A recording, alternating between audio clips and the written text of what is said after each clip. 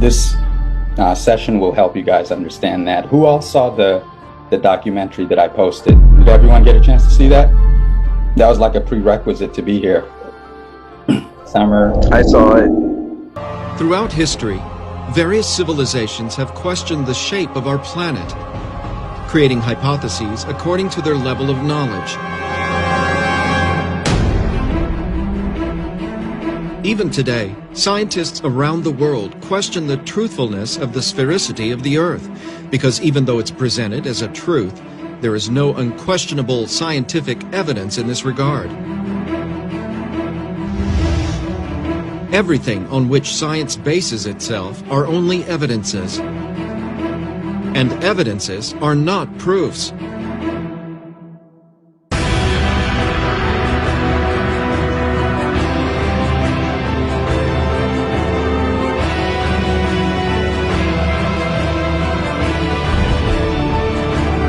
In order to bring the light of knowledge on the true shape of the Earth, researchers of Dakhila and Ziggurats Technology Center joined with other scientists in an independent research that lasted 7 years, seeking scientific and definitive proof to demonstrate that Earth is indeed round or has another shape.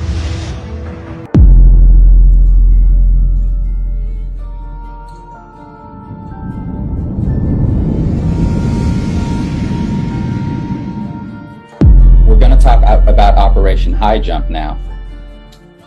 Admiral Richard E. Byrd and Admiral Richard Cruzen, both veterans of the 1939-1941 United States Antarctic Service Expedition, convinced the U.S. Navy to make use of the surplus resources from World War II to mount a major exploration expedition consisting of 13 ships and over 4,000 men.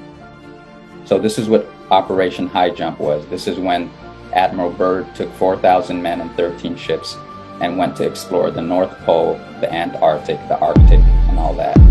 A history that is said to stretch as far back as World War II, to the heart of Nazi Germany.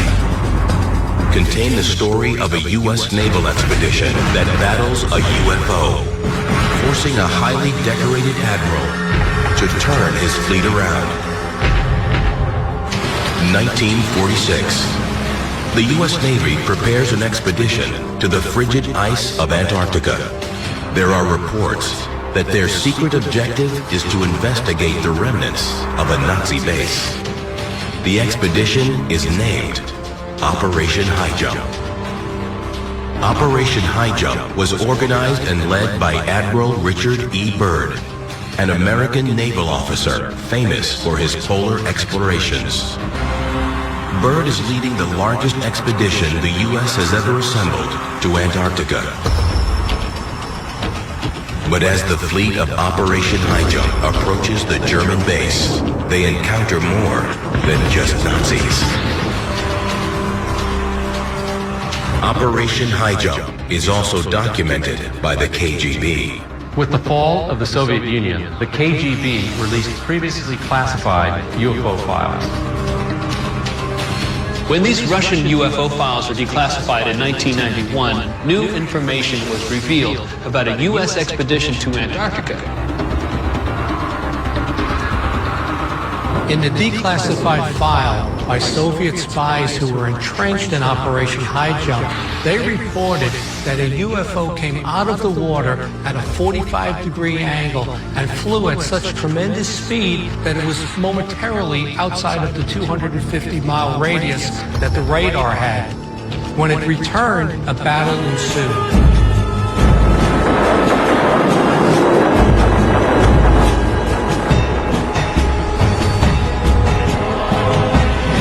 In the battle, there were casualties, and when we retreated, the craft also retreated.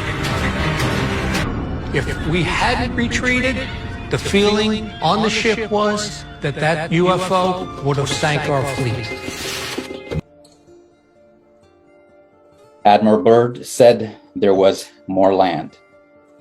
So in an old interview that we're going to listen to here in a minute, in 1956, Admiral Byrd told the world that they had discovered a continent the size of North America beyond the ice wall.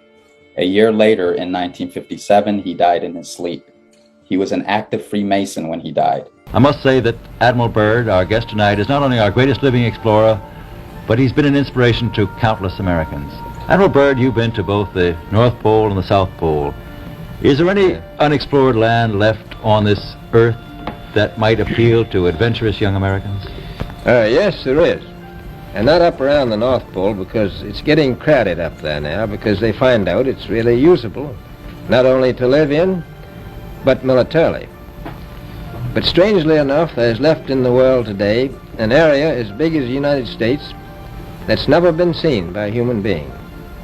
And that's beyond the pole on the other side of the South Pole from Middle America. And I think it's quite astonishing that there should be an area as big as that unexplored. Well, it's a tremendous So challenge. there's a lot of adventure left down at the bottom of the world. Admiral, do you hope to see that? I do. Is that very definitely planned, or is that... That is being planned right now. So I'm willing to say to you that there will be a number of expeditions that will follow, I think, year after year, at the bottom of the world, because the government has really become interested. Well, Admiral Byrd, I can understand, I think everybody can, the interest in the North Pole because it's so near our greatest challenger, Soviet Russia. But why this interest in the bottom of the world? Nobody living down there, is there? Because it happens to be an untouched reservoir of natural resources. Now, when he says South Pole, guys, he's talking about the edges of the Earth, which is an ice wall that I'm going to show you guys in a leaked footage that came out. Remember, if you try to go to the Antarctic or the North Pole, they will shoot you down.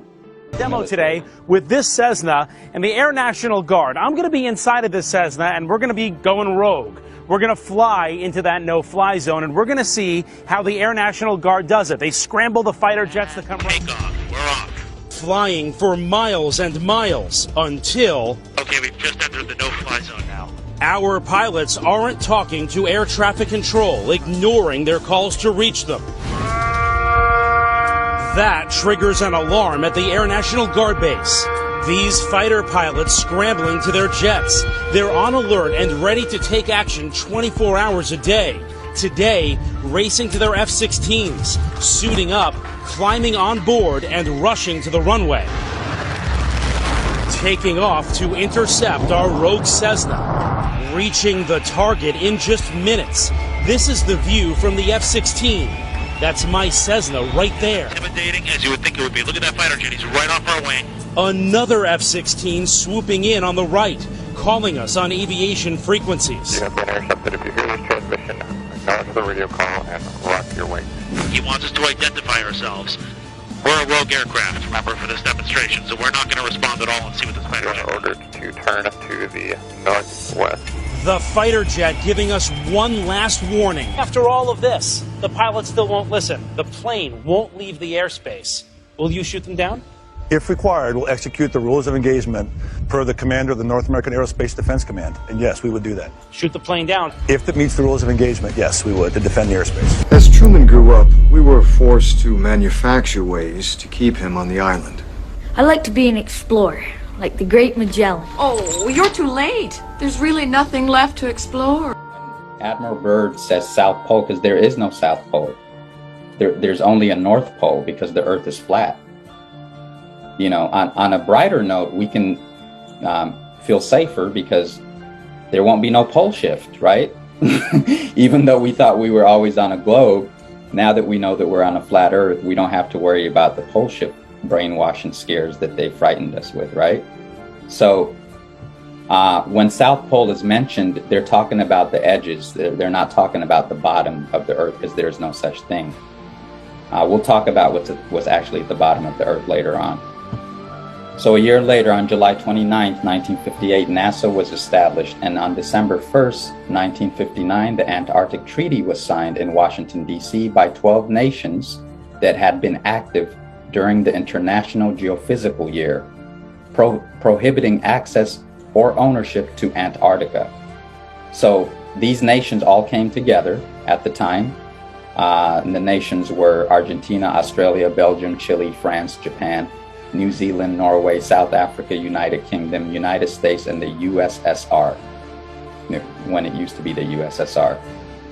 And after they made that discovery, they all got together and signed the Antarctic Treaty. And no one has been allowed to go there ever since, and it's been heavily guarded. Now, we know when there's more land that has been discovered, nations are going to fight for it. They're not going to sign treaties to all uniformly agree that they won't go there. That never happens when you find more land. So a year later, NASA was established and the Antarctic Treaty. And NASA was established through Nazi scientists who were smuggled into the United States through an operation called Operation Paperclip, a U.S. military operation. In the chaos following World War II, many of Germany's remaining resources were divided up among Allied forces. Some of the greatest spoils were the Third Reich scientific minds, the minds that made their programs in aerospace and rocketry the best in the world. The United States secretly decided that the value of these former Nazis' forbidden knowledge outweighed their crimes, and the government formed a covert organization called Operation Paperclip to allow them to work without the knowledge of the American public. Okay?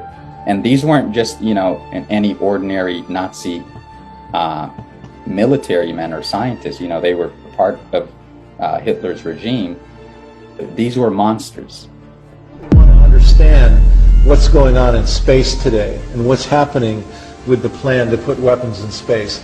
I think it's instructive to go back and understand the origins of the U.S. space program. And to do that, you have to go back to Nazi Germany. Hitler recruited a brilliant young rocket scientist by the name of Wernher von Braun, who had a weekend rocket club, to come to work for the Nazis to build the V-1 and V-2 rockets that were used to terrorize the cities of London and Paris and Brussels towards the end of World War II.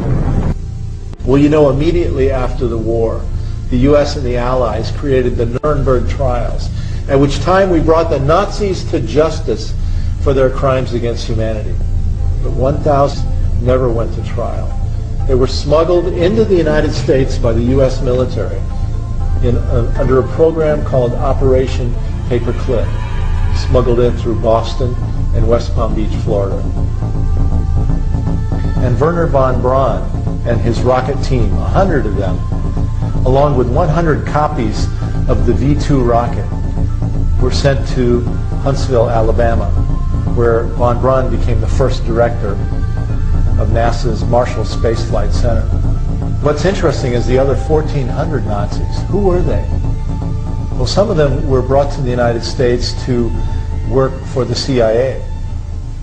Others were brought to the United States to do the LSD drug experiments and the MK Ultra mind experiments during the 1960s, where people were jumping out of windows. Some of the Nazi scientists that in Germany had been taking Jews and putting them in freezing temperatures to see how the body would react to that were sent to Wright-Patterson Air Force Base in Ohio and were put in charge of the U.S. military flight medicine program.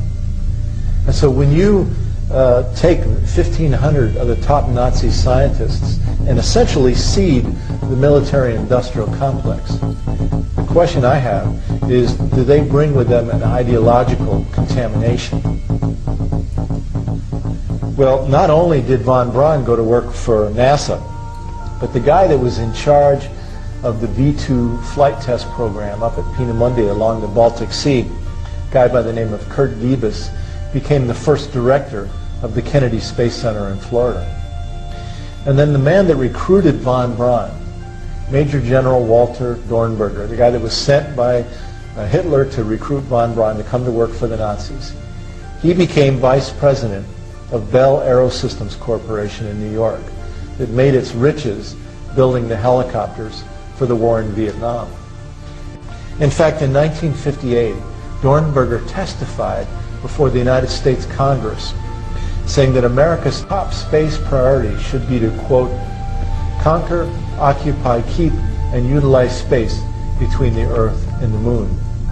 And in fact, later on in a speech before a National Missile Industry Conference, Dornberger told the assembled, "Gentlemen, I didn't come to this country to lose the Third World War. I lost 2 already. And then finally, the man that was in charge of production at Mittelwerk, inside the mountain tunnel there in Germany, Arthur Rudolph.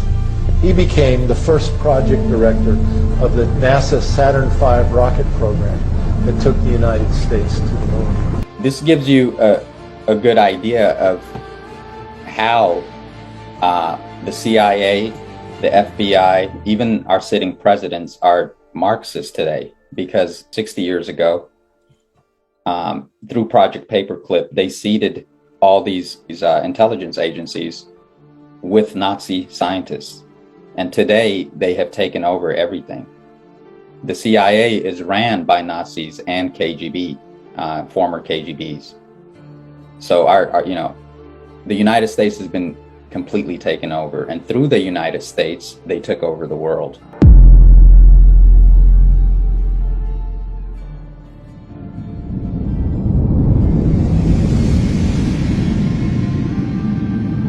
So gravity, guys, is a complete hoax.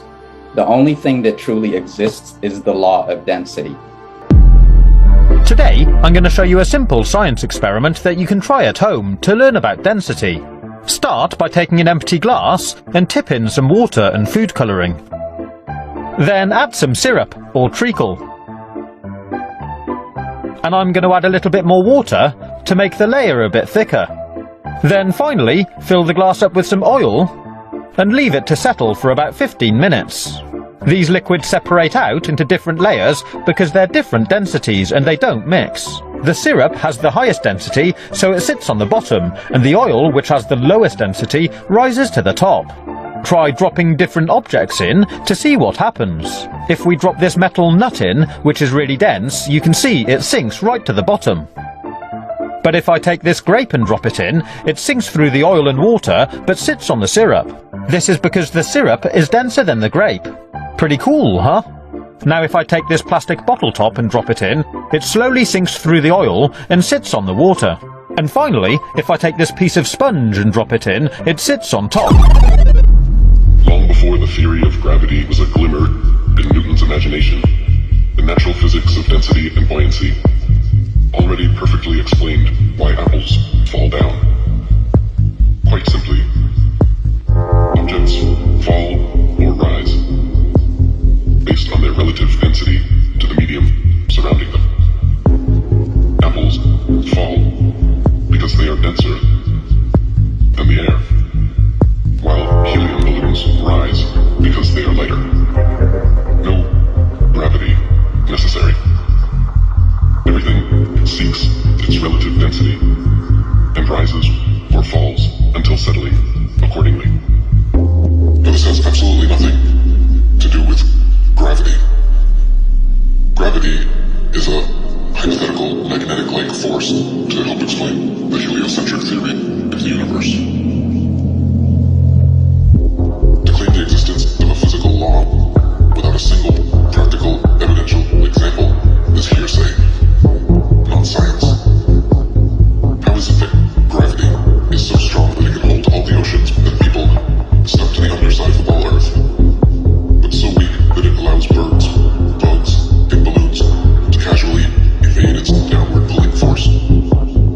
How is it that gravity holds our bodies clumped to the underside of the ball Earth, but yet we can easily walk or jump and feel no such constant downward pulling force? Gravity, both metaphorically and quite literally, just does not hold any water.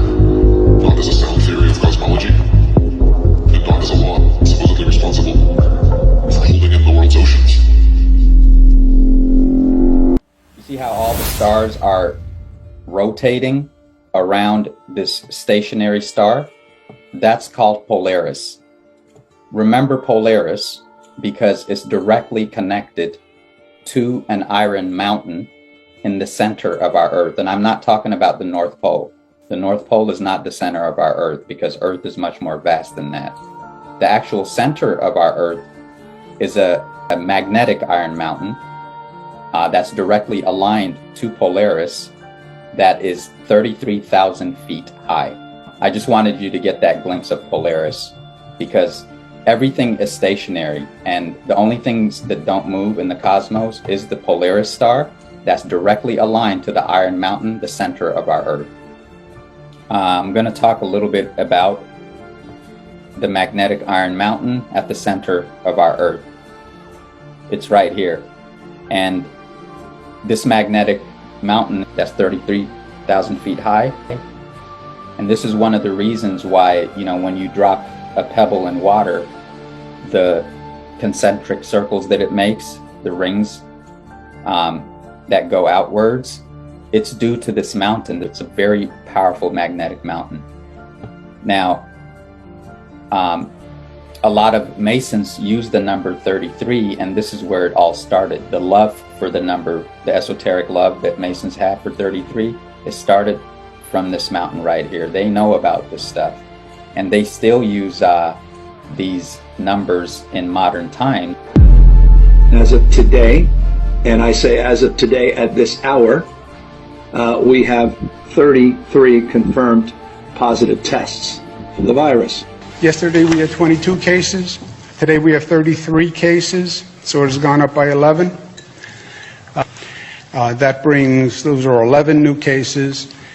22 goes to 33. As we sort through this here in Arkansas, today we have 33 confirmed positive cases in Arkansas. As of today, we have 33 confirmed cases with Boston residents. We expect those numbers to climb. As of this afternoon, we have 33 Pennsylvanians who have tested positive for COVID-19. So as of this morning, there were 33 confirmed cases in North Carolina. Good evening to you. Lots to get to tonight. I'm Leon Hendricks. We want to start with new information into our newsroom. Within the past couple of hours, there are now 33 confirmed cases of the coronavirus in Michigan. Good evening, everyone. Thanks for joining us for the news at 6. I'm Richard Gearhart. Karina Corral has the night off. More cases of the coronavirus were confirmed today in San Luis Obispo County, bringing the total number now to 33.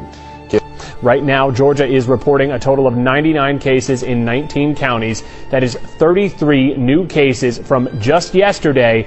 Good afternoon, I'm Karen Swenson. More cases and more events affected. Here is the latest coronavirus news.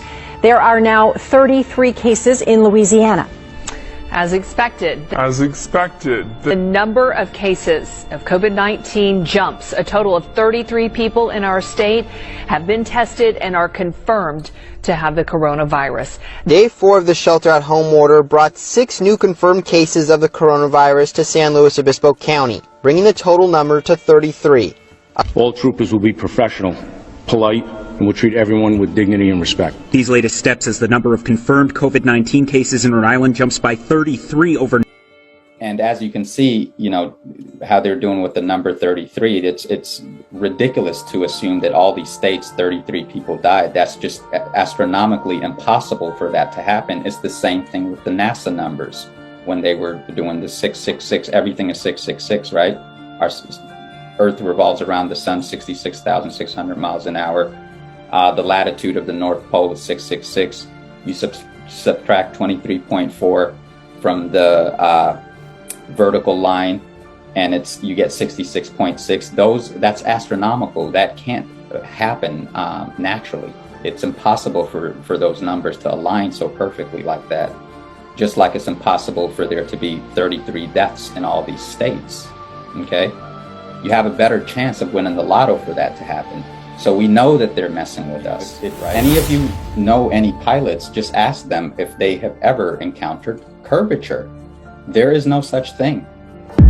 Hello, just PPL, pilot, here. Yeah, nice. I've got a couple of serious questions to ask you. Okay, here we go. Yeah, there's a big time.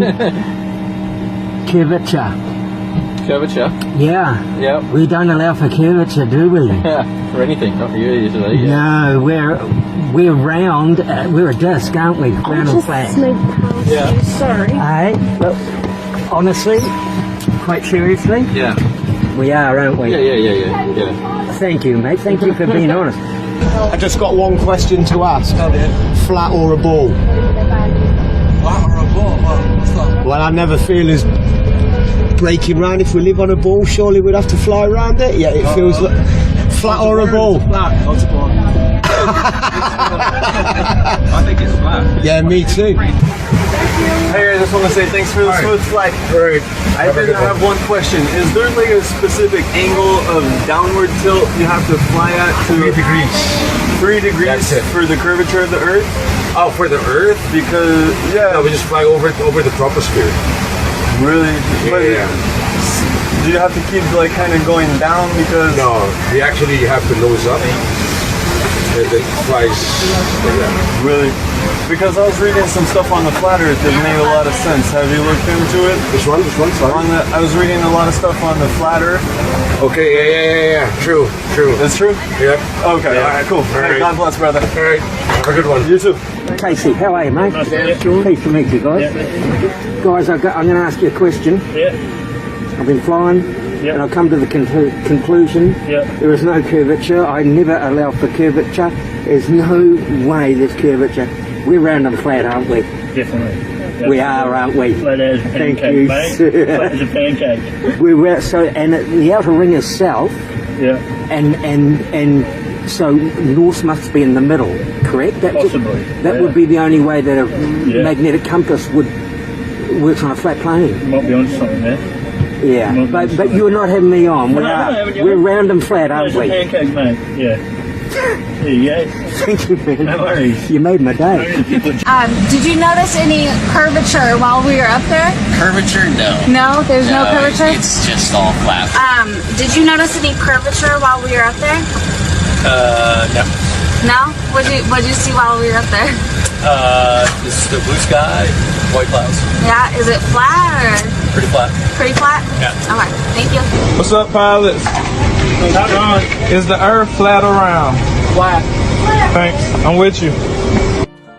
If anyone knows a pilot, I encourage them to talk to pilots. And pilots all believe, I mean, not all of them, some of them it hasn't hit them yet. Some of them it hits them like 20 years later, and then they have an epiphany and they're like, hey, the whole time the Earth was flat. De eigenschap van dit apparaat is dat het dus een stand in de ruimte bewaart. Nou vlieg ik dus vanaf Nederland vlieg ik naar Australië. En hier staat, moet even kijken, dan lood ik op het midden of zo, staat mijn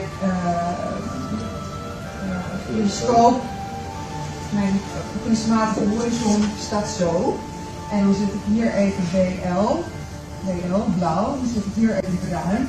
Want bruin is de kant van de grond en blauw is de kant van de lucht. Dit ding behoudt zijn stand in de ruimte, dus ik vlieg zo. En dan sta ik hier in Australië. En dan is, want dit ding behoudt zijn stand, dus dit blijft blauw en dit blijft bruin. Het is niet zo dat we opeens omklappen de verkeerde kant op. En dit was voor mij dat ik dacht, oh man. Waar heb ik het nooit eerder gezien, na 25 jaar in de cockpit? Dus zo geïndoctrineerd zijn we dus allemaal. Ja, het is ook gewoon heel vervelend. Het is gewoon heel vervelend.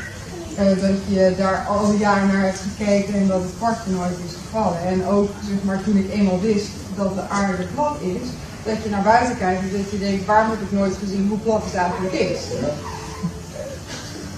Mindblown nu, maar goed. Ja. Better late than never. Most pilots may have skipped over their training manuals.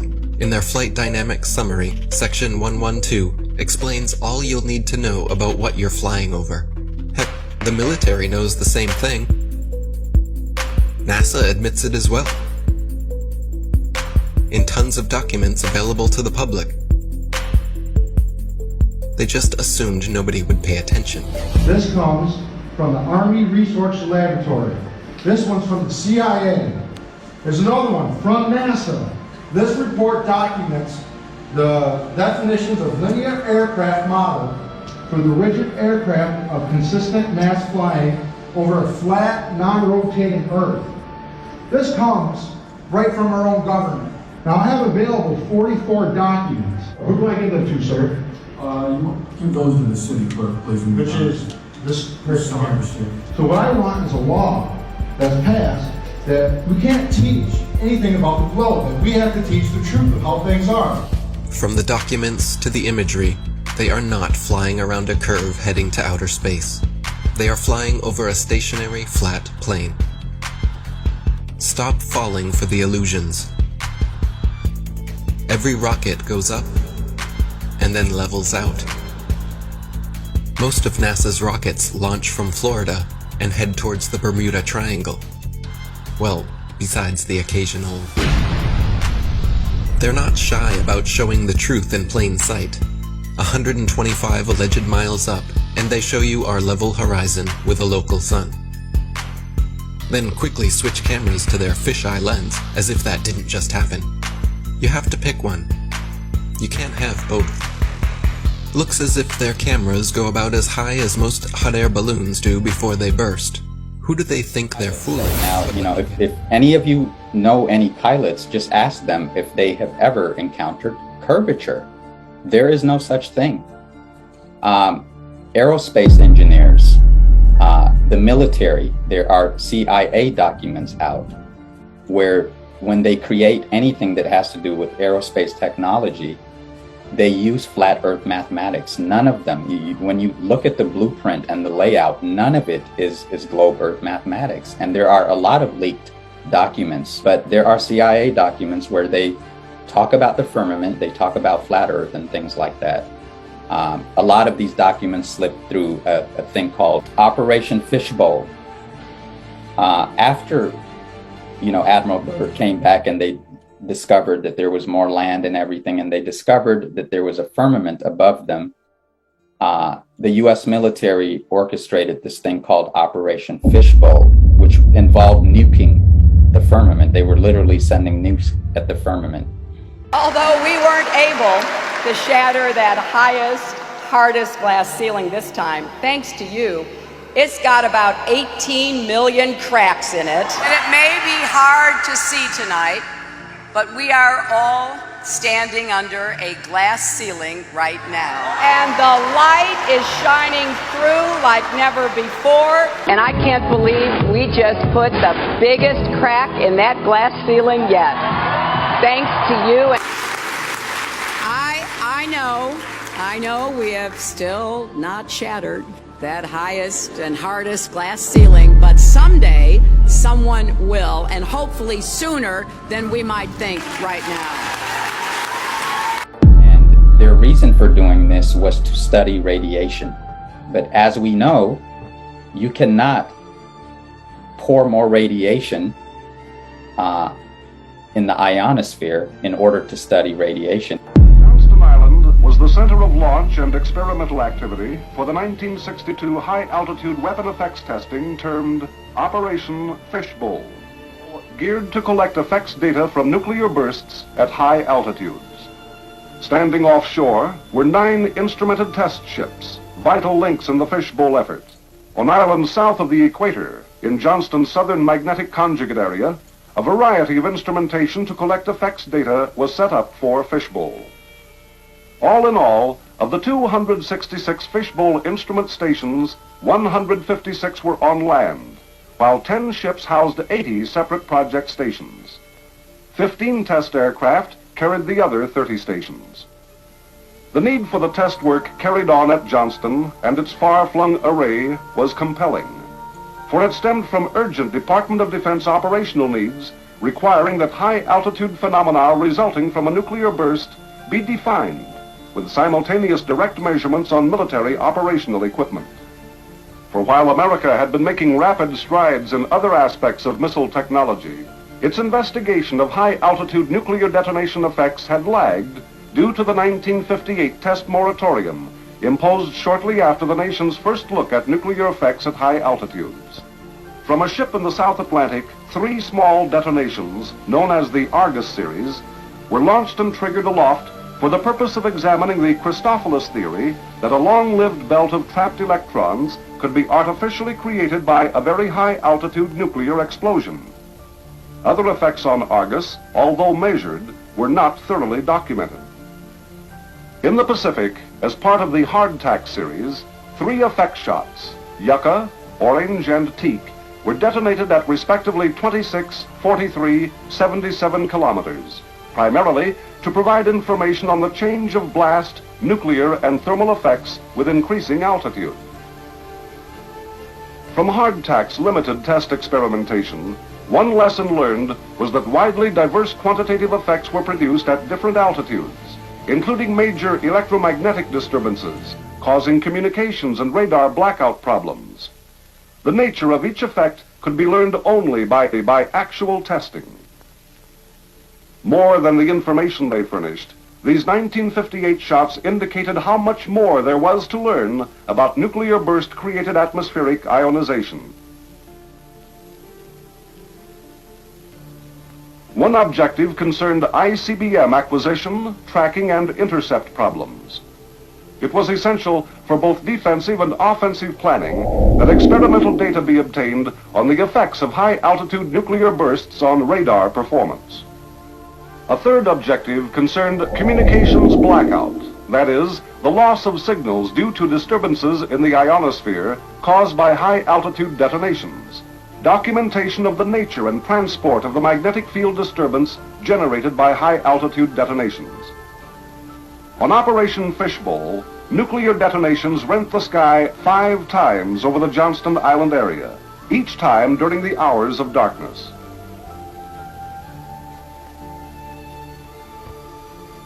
Of the 5 fishbowl shots, the highest burst was the 400-kilometer Starfish event, launched by a pod-carrying Thor missile. Its yield was 1.4 megatons. After Operation Fishbowl, they started finding all these glass pieces all over the world. There's a mystery. Scattered around in the sand are thousands of chunks of strange yellow-green glass. It is really, really a mysterious glass. We scientists are still kind of puzzled how these things form. And I can't believe we just put the biggest crack in that glass ceiling yet. It's got about 18 million cracks in it.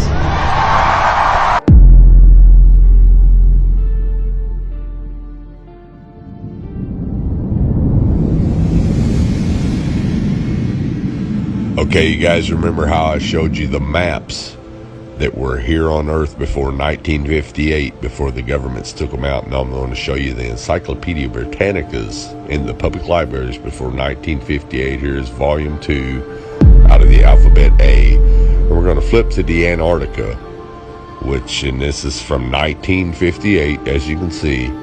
Now, we're going to flip to the Antarctica and see what the Encyclopedia Britannica from 1958, before the Antarctic Treaty, says is there. Now, you won't find this in the new encyclopedias because the government's banned them. But what I want you to notice right here is, notice how it says, when they returned to New Zealand, these flights proved the inland areas to be featureless in character, with a dome 13,000 feet high at about latitude 80 degrees south, longitude 90 degrees east. What's up, y'all? I'm looking at this 1952 encyclopedia, y'all, and look at this right here. The heavens drop fatness in the rain, so needful to plant growth, and sometimes the waters above the firmament fall gently as snow, harshly as hail, or settle silently as dew or hoarfrost.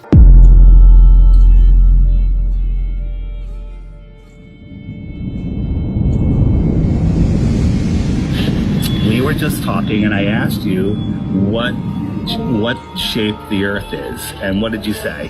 What were you taught in school in elementary school? I was taught in school that the Earth was flat. About a decade ago, civilian space geeks decided to launch their own, self-built rocket into space, and they had a problem. And the problem that they encountered was this. Our mission as the Civilian Space Exploration Team is to be the first civilian team in history to launch a rocket that reaches space. All systems are go for launch. You want 10 seconds? 9, 8, 7, 6, 5, 4, 3, 2, 1.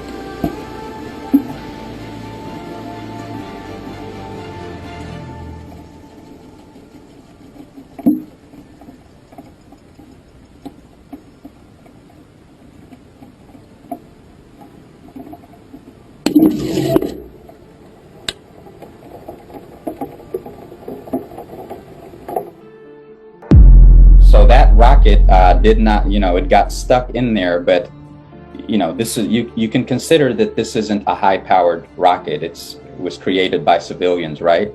Now we're going to see what high-powered rockets actually do when they crash into the firmament, okay?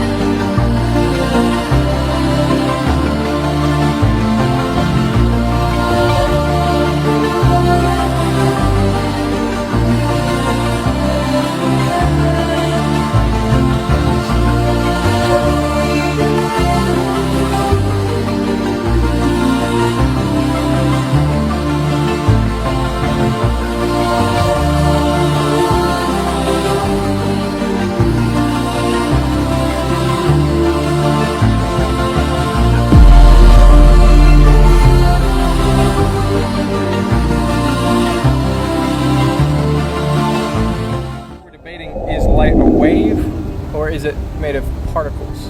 So what causes that? Well, if light were behaving as particles, you would expect them to go through each slit and just produce a bright spot underneath. So we would see two bright spots on the bottom of the box. But if light's behaving as waves, then the wave from one slit can interact with the waves from the other slit. I've got a demonstration here on a little pond where we can see this with water waves. I have two sources of ripples, which are basically like the two slits. When I create ripples with a single source, they travel out with circular wavefronts. Nothing particularly surprising there. But if I add a second source of ripples, then we start getting an interesting pattern. This pattern is created by the ripples from the two sources interacting with each other. Where they meet up peaks with peaks and troughs with troughs, the amplitude of the wave is increased. That's what we call constructive interference. But if the peak from one wave meets up with the trough from the other, then we get destructive interference and there's basically no wave there. And this is exactly what was happening with the light. When the light from one slit met up, peaks with peaks and troughs with troughs, they constructively interfered and produced a bright spot. But if the trough from the wave from one slit met up with the peak of the wave from the other slit, they would destructively interfere and you wouldn't see any light there. It's light canceling itself out. It's basically the same as like having two drops of water fall in a swimming pool. That's right. Exactly the same and then pattern. They go and overlap. As this ripple overlaps with those ripples, down the bottom, you get a series of, you get like a bright spot, and then a dark spot, and then a bright spot, then a dark spot, then a bright spot. Now there's a slight complication, which is that sunlight is composed of many different colors, and they have different wavelengths. So obviously they're going to meet up at slightly different points. And that's what caused the rainbowing effects as we go further from the central maximum.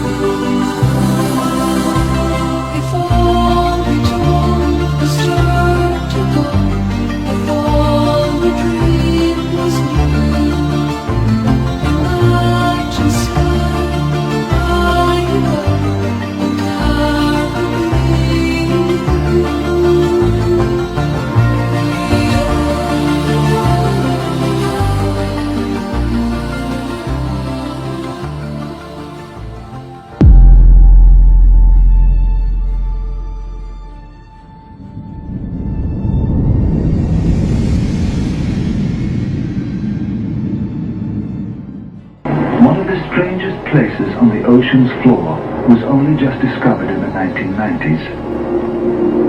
I might degree as one of a handful of people to ever see it in person. One of the most amazing things that I had ever seen in the bottom of the ocean was in the Gulf of Mexico. And I noticed there's something out in the distance, couldn't tell exactly what, but it looked like a dark band. And as we approached it, the dark band became a donut. And so as we get closer and closer to it, I noticed that the black band had what appeared to be kind of steam over it. And then I looked, and there was water lapping against the shoreline. This band was a ring of mussels. And inside the ring of mussels was a lake. And it's like, wait a minute, I'm already underwater. We went out over the water in this lake and tried to descend in it and bounced off. It was so super saline and dense that the submarine couldn't go down in it. We literally bounced off, and as we bounced off, we sent ripples heading back to the shoreline. It was insane. I've never seen anything like it. Established that, you know, there's a dome there. We established how things work on flat Earth in terms of how the sun rotates around flat Earth. And now we're going to establish the massive ice walls that surround our entire Earth. When I first saw it, slowly I started becoming disturbed, because if it was Antarctica, it would just be like one big slab of ice the size of a continent, right? But this is like endless and ongoing. So as you watch it, you may feel a little bit disturbed.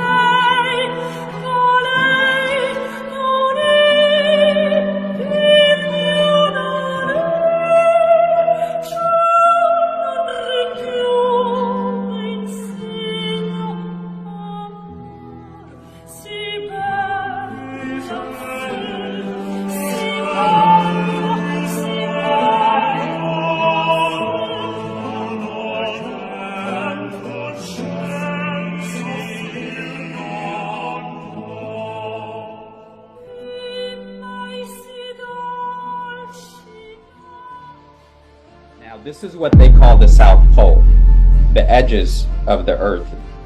People usually, retort to flat earthers, why don't we fall off the edge of the Earth then if the Earth is flat? Well, it's because of these massive ice walls that keep everything in. As you can see, it does exist. And this is what they call the South Pole. Now, Admiral Byrd, when he died, he released his diary. And in his diary, he tells this amazing story about beings from Hollow Earth or Middle Earth. Okay? And he said that when he was flying over this Antarctic, is what he called it. He couldn't call it an ice wall, right? There was an opening there. And from that opening, some kind of energy took his plane and pulled him down. And he got pulled down. And as he was landing, he saw what was a swastika. Now, the swastika is a sacred symbol, guys. What the controllers do is that they will take all our sacred symbolism. There's a lot of sacred symbolism that they use, that they have used. The swastika they've used in the most grotesque way because it is very important. It's one of the most important symbols we've ever had. It pertains to the Iron Mountain that creates the vortex in the center of our Earth, the Iron Mountain, the magnetic Iron Mountain I was telling you about earlier. That's 33,000 feet high. That's what the swastika actually represents. There's a vortex there. Ships can't go too close to that Iron Mountain because they're iron, and they will get pulled in a whirlpool, because it creates a whirlpool that takes you down. It takes all the waters down, and then the waters come back up into the oceans in our flat Earth. So it's like recycling itself kind of thing. Earth is literally a machine. So, and we're going to get to what all this means, because you're like, wait, we're like in this thing with the dome over it. Who put us here, right? We'll get to that conversation. But let me just, briefly explain what Admiral Byrd said. He said once the energy pulled him down, he saw a swastika at the bottom. He landed, and the beings that came out were so peaceful, and they brought him a drink. And he said that instantly their presence just kept him at peace, actually. And they introduced themselves as the Ariani, a race called the Ariani. That's very similar to what the Guardian teachings teach about when they talk about the Iani of inner Earth, right? They told him he was a noble-hearted man, and that's why they wanted to talk to him briefly. And they told him, they gave him a prophecy pretty much, and they said that our race is going to go through some hardships, because there were men on Earth who actually would much rather control humanity, our part of humanity, not their races, right, but our part. And they would kill humanity if they have to, rather than relinquish their powers. You see, they told him this a long time ago, and they said that humanity was going to go through something devastating. This is their prophet. This is what they said.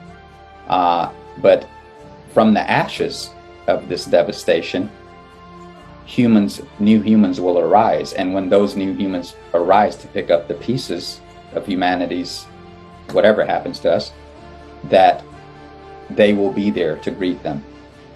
So this is what they told Admiral Byrd.